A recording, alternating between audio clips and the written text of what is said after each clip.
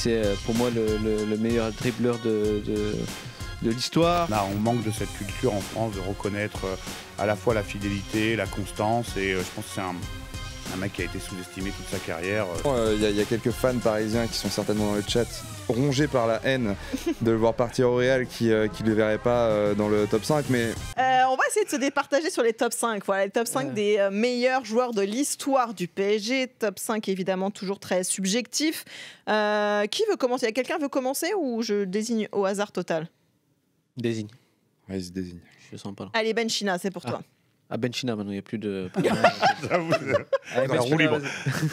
Comment tu t'appelles? Qui c'est? Ouais, alors... Ton top 5 dont tu ne te souviens pas, manifestement. Si, bien sûr. Alors juste... Faut que tu nous expliques pourquoi, hein, du coup. Donc, il y a un va falloir expliquer, ouais. Pas forcément tous, d'ailleurs, parce qu'on n'a pas forcément 3/4 d'heure devant nous, Axel. Non, ouais. Mais alors, moi, le Neymar numéro 1 qu'est-ce que tu veux m'interpelle quand même.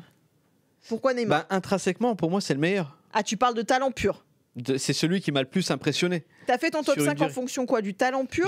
J'ai fait sur le fait qu'il ait explosé le championnat à son arrivée. Et donc, pour moi, Neymar, il n'y a pas eu plus fort, je pense, dans le championnat de France.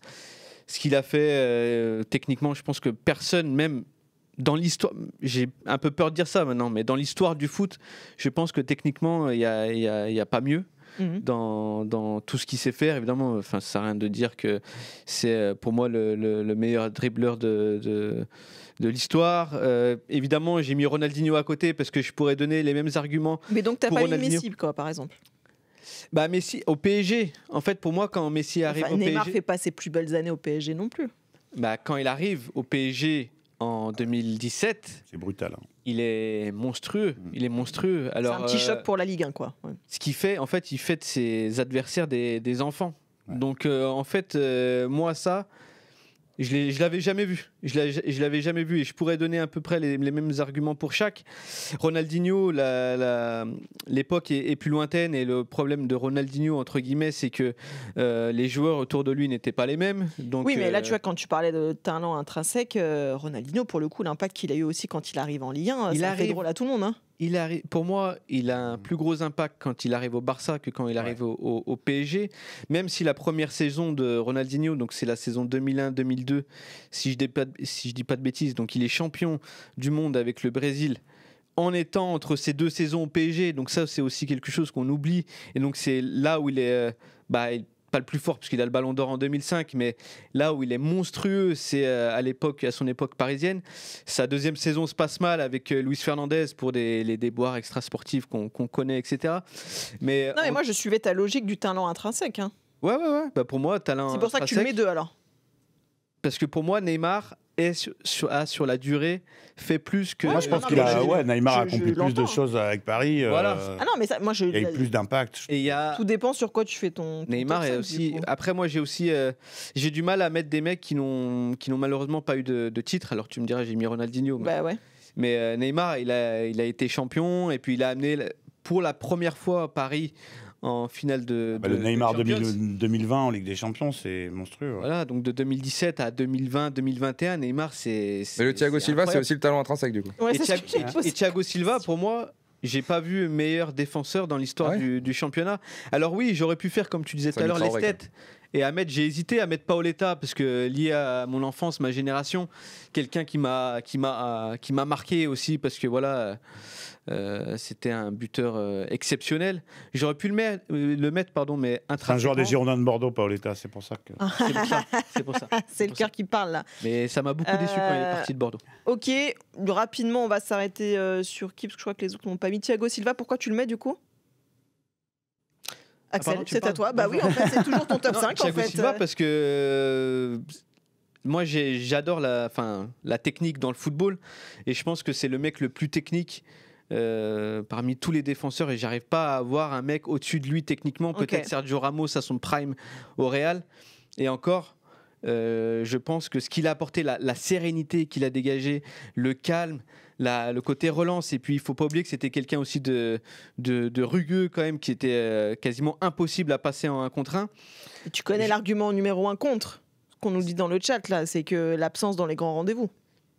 Scous. Mais ça, je suis pas vraiment d'accord parce que Ça, c'est ce qu'on disait parce que voilà, il s'est blessé. Alors oui, et malheureusement à Chelsea, la finale de 2021, si je dis pas de bêtises, il se blesse en début de match, mais il soulève quand même la Champions. Mais il a été monstrueux dans des gros rendez-vous du PSG. Alors on retient peut-être les une ou deux défaites du PSG où c'était lui le capitaine. Et en fait, le problème, c'est que Thiago Silva s'exprimait beaucoup. Il avait le brassard. C'était quelqu'un de très, enfin c'est quelqu'un de très émotif, donc ça pouvait lui arriver de pleurer en interview et c'est plus ça, oui, c'est cette image-là qui lui a collé footballistiquement, techniquement, défensivement, tout ce que vous voulez, je connais pas de meilleur mec et en fait ça m'embêtait de ne pas mettre de défenseur ou dans le lot. Simon, à toi, ton top 5. Est-ce qu'il y a des joueurs en commun déjà avec Comme d'habitude, on a... Oui, évidemment, mais tu sais, c'est toujours un peu d'équilibrisme entre les joueurs qui m'ont marqué et ceux qui, je pense, ont une place objective. Donc, en effet, j'aurais pu mettre Neymar, j'aurais pu mettre Ronaldinho. Il y en a évidemment plein qu'on a oublié. Marquinhos, je le mets parce que, au bout d'un moment, tu vois, c'est 10 titres de champion avec Paris. Ouais. C'est une légende. Je pense qu'il faut... on manque de cette culture en France de reconnaître à la fois la fidélité, la constance. Et je pense que c'est un mec qui a été sous-estimé toute sa carrière. Je considère que ça reste un des meilleurs centraux du monde en termes de placement, de relance, de leadership, de vitesse. Il va très, très vite. Ibrahimovic, parce que on se souvient tous de l'arrivée d'Ibrahimovic. On est tous journalistes. Et franchement, il fallait se pincer. On savait qu'ils avaient de grands projets. Mais je veux dire, Ibra au Trocadéro, Ibrahimovic qui signe à Paris. Moi, je ne suis pas supporter de Paris, j'en ai encore des frissons.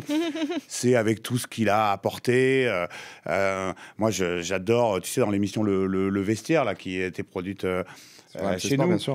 C'est Mathieu Bodmer, je crois, qui raconte l'anecdote extraordinaire. Le premier déplacement, il arrive devant sa porte d'hôtel, ça piole, et il voit, je sais pas qui a son sac sur l'épaule.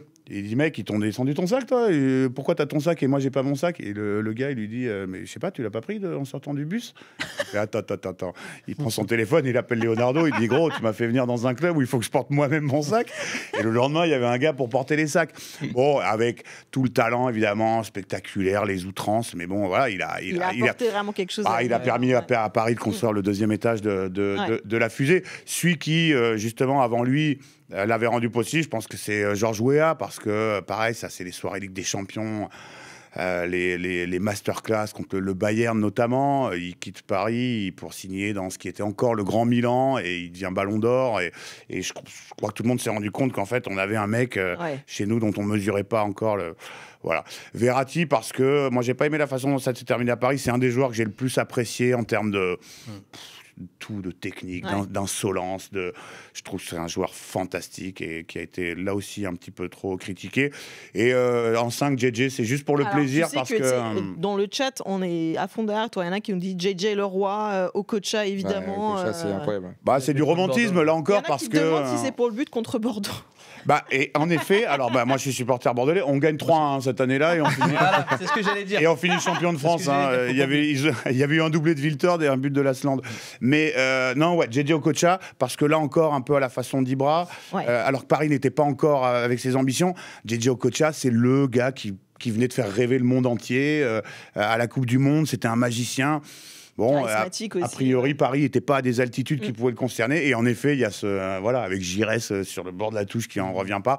Là, comme Ronaldinho, ça s'est pas aussi bien passé qu'on aurait aimé. Mais bon, c'était fabuleux de voir débarquer un mec comme ça à Paris. Bon, dans le chat, on nous dit aussi deuxième top 5 et toujours pas de Mbappé dedans. Est-ce que toi, Clem, tu nous as mis Kylian Mbappé dans ce top 5? Exactement. Je trouve ça fou qu'on l'ait même pas évoqué. Le meilleur buteur de l'histoire du club du Paris Saint-Germain. Je l'ai mis comme toi. Alors, je le mets même en 1. Bon, évidemment, il y a quelques fans parisiens qui sont certainement dans le chat, rongés par la haine de le voir partir au Real, qui ne le verraient pas dans le top 5. Mais voilà, meilleur buteur de l'histoire du club. J'ai jamais vu un mec porter une équipe à lui seul et arriver à faire des décisions comme il l'a fait pendant quasiment une saison et demie où le PSG dans son jeu était vraiment pas incroyable. Alors c'est vrai, parfois il a eu tendance à forcer, mais voir un mec lancer et sortir le PSG d'un match à 0-1 et avec 2 coups d'éclat arriver à faire gagner Paris. Et je pense que le dernier titre ou l'avant-dernier titre plutôt a été celui de Kylian Mbappé. Je l'ai trouvé à chaque fois incroyable. Il arrive de Monaco, tout gamin. Quand il vient au PSG, on se dit bah tiens, c'est évidemment une pépite, mais est-ce qu'ils vont réussir à la polir comme ils l'ont fait et derrière, bon évidemment l'histoire s'est terminée comme elle s'est terminée, mais en termes d'impact player, comme ils le disent aux États-Unis et en NBA, il est incroyable. Zlatan, bon, je pense qu'on a assez parlé de lui. Parlons un petit peu de Rai, parce que tu es le premier aussi à le mettre, alors que c'est vrai que ça a été un des joueurs emblématiques du. Pourquoi j'ai mis Rai et Fernandez? Alors, juste sur Ronaldinho, je pense que j'ai ancré à vie son but contre Guingamp, fini par un piqué. Voilà, le slalom merveilleux. Pour moi, c'est tout ce que j'aime dans le football. Si vous ne comprenez pas de quoi on parle, allez-y. Rai, je l'ai mis parce que Rai est le capitaine du PSG qui remporte son premier titre européen. Et les 2 derniers, pour tout te dire, je les mets dans une question de fidélité. J'adore les mecs qui sont ultra amoureux de leur club. Je suis un grand fan d'un Francesco Totti, par exemple, qui est un soldat éternel à la Roma. Ça n'existe quasiment plus. Donc Rai, je l'ai mis pour ça, parce qu'en fait, il a un dévouement et il aura toujours un dévouement pour le Paris Saint-Germain, même si aujourd'hui il a un rôle avec le Paris FC. Il ne peut pas s'empêcher de parler du PSG à chaque fois, dans chaque interview, etc. Il y a une vraie histoire d'amour entre Rai et le Paris Saint-Germain. Et puis voilà, en termes de titres, c'est le PSG d'antan qui pouvait compter sur lui. Et puis Fernandez, je le mets parce qu'en fait, c'est une légende du PSG qui a tout connu. Il est arrivé au centre de formation, il est devenu capitaine du PSG, il est devenu entraîneur, il a fait un 2e mandat d'entraîneur derrière. Il a gagné la Coupe d'Europe aussi avec le Paris Saint-Germain, enfin, il l'a fait gagner. Donc voilà, c'est pour l'ensemble de son œuvre, comme on dirait. Ouais, effectivement, tu as raison. Moi, on va conclure rapidement avec le mien. Je crois qu'il n'y a qu'un seul joueur que j'ai mis et que personne n'a mis. C'est Paoletta dont tu parlais, Axel. Moi, je l'ai mis pour le coup dans mon top 5, parce que pour le reste, c'est que des joueurs que vous avez déjà mis. Ah non, Pastore. Javier. Pas Javier. Incroyable. Je comprends pas qu'on en ait même pas parlé. On a un palais, on a du goût, ma chère. Moi, j'aime bien le côté technique, magicien, tout ça. Moi, ça me plaît, l'élégance. Voilà, je trouve qu'il avait apporté vraiment quelque chose de différent aussi. C'est pour ça que tu n'as pas mis Neymar. Mais je suis moins fan, tu vois, c'est une autre forme de technique, voilà, un peu plus raffinée, je trouve, un peu plus élégante, voilà, c'est plus ce que j'aime moi aussi dans le foot. Alors dommage qu'il y ait évidemment toutes ces blessures, mais je crois qu'il est quand même très apprécié aussi des supporters du PSG, notamment pour ça. Enfin voilà, il a sa petite chanson, etc. Puis Paoletta, c'est pour moi, il est emblématique d'une époque aussi du PSG et pareil, je pense que c'est encore aujourd'hui un des chouchous du Parc des Princes. Il est adulé aussi pour tout ce qu'il a fait là-bas à une époque où on va quand même le rappeler où le PSG gagnait pas comme il gagne aujourd'hui.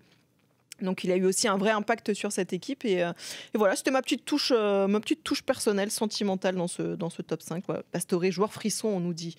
Mais pas top 5, faut pas mentir. Bah ouais, le lob sur Barthez sur la ligne de but là. C'est les petits ressentis de chacun. Tristan, on va conclure tout ça. Est-ce que tu nous fais un petit pari sur le PSG du coup ce week-end ou pas? Il joue cette semaine, autant en profiter. Eh oui, exactement. Oui. Paris qui reçoit Aston Villa, Paris largement favori, côté à 1,37, le match nul est à 5,40 et Aston Villa est à 8. 8 ouais, 8. Totalement 37, ça vaut pas le coup. Hein. Non. C'est la rencontre la plus déséquilibrée en termes de cote sur cette finale. Du coup, qu'est-ce que tu nous trouves pour... J'ai trouvé une belle cote qui permet de doubler la mise. C'est le PSG avec un but d'Ousmane Dembélé, l'homme en forme. Ouais. C'est un my match, c'est coté à 2,15. Oui. Et c'est carrément plausible en plus, c'est carrément possible, effectivement. Si tout le monde achète, c'est parfait. Ouais, on est d'accord, tu vois, on n'est pas difficile à convaincre finalement, contrairement à ce qu'on dit. Merci beaucoup, messieurs, merci. C'est un plaisir. La mousse.